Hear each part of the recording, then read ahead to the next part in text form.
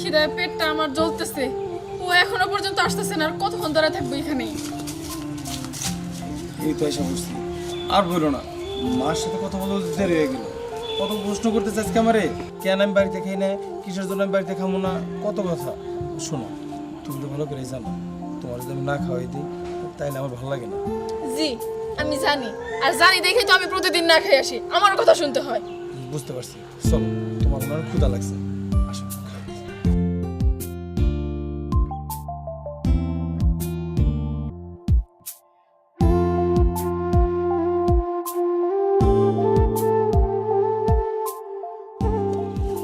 জানো, আন্টির হাতে রান্না না অনেক মজা। আমি প্রতিদিন ভাত খাই না, আমার অনেক মজা লাগে।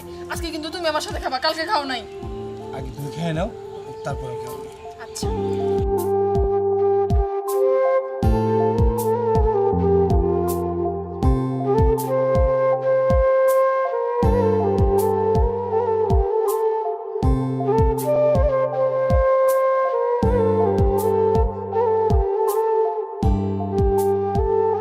আচ্ছা, আমার যদি দিলে এবার তুমি খাও একটু।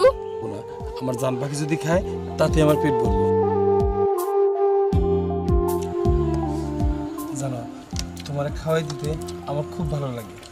আর তুমি যখন খাও আমি তোমার চাইছে দেখি, তখন আমার এমনি পেট ভরে যায়। আচ্ছা, অনেক কথা বলছো, এখন যদি তুমি না খাও আমি আর খাবো না।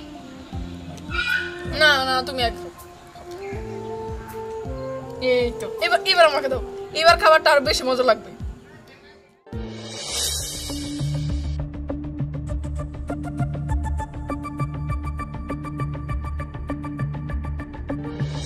তেল গেল ফুরাইয়া বাতি যায় নিভিয়া। তোমার আর রোমান্টিক গান গায়ে কাম নাই, তোমার কাম শেষ।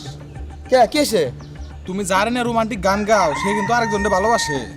হ্যাঁ আমি জানি যে পায়েল রে রানা ভালোবাসে আর রানা পায়েল রে ভালোবাসে। একটা কথা মনে রাখবি, ওরা দুইজন কোনোদিনও একসাথে হইতে পারবে না, যদি হয় সেটা আমার সাথে। আপনি জানেন না বস, আজকে এই জঙ্গলে বসাইয়া রানা পাইলে ভাত খিলাইতেছে।